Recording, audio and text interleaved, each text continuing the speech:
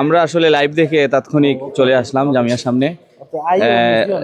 এখন এই অবস্থায় বর্তমানে দেখছি যারা বহিরাগত জামিয়াতে ঢুকছে তারা আমরা এখনো পাই নাই, নিয়ে গেছে প্রশাসন বহিরাগত। আমরা যতটুকু শুনছি উনি পরিচয় দিয়েছিলেন শিক্ষক, বাদে চিহ্নিত করা যায়নি উনি জামিয়ার শিক্ষক কিনা। এর জন্য ওনারে থানায় নিয়ে গেছে। এখন আমরা এলাকাবাসী মোটামুটি সব জায়গা থেকে আসছি, আমরা নায়ারপুল এলাকা থেকে আসছি, এসে মানে ওদেরকে পাই নাই, শনাক্তকারীতে পাই নাই, প্রশাসনকে নিয়ে গেছে আর কি থানায়।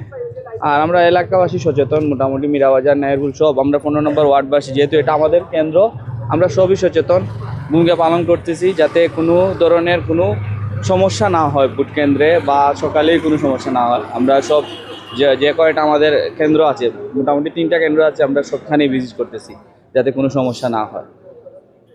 ঘটনা আমরা 15 নং ওয়ার্ডে সবাই উপস্থিত আছি, স্কুল পর্যবেক্ষণ করতেছি, কোনো যখন অকারেন্স যেন না হয় সেটা। আর কিছু লোক দেখলাম এইখানে ঘোরাঘুরি করতেছে, ঘোরাঘুরি করার কারণে সন্দেহজনকভাবে এক পর্যায়ে তারা ভিতরে ঢুকছে।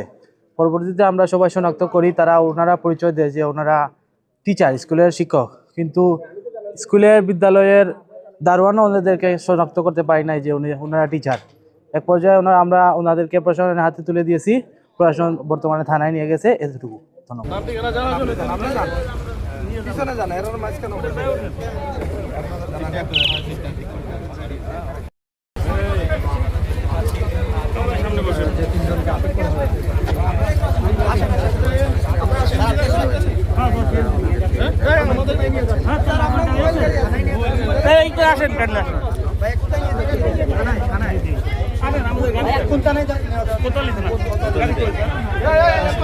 তাদেরকে কিন্তু এখন কোতোয়ালি থানাতে নিয়ে যাওয়া হচ্ছে,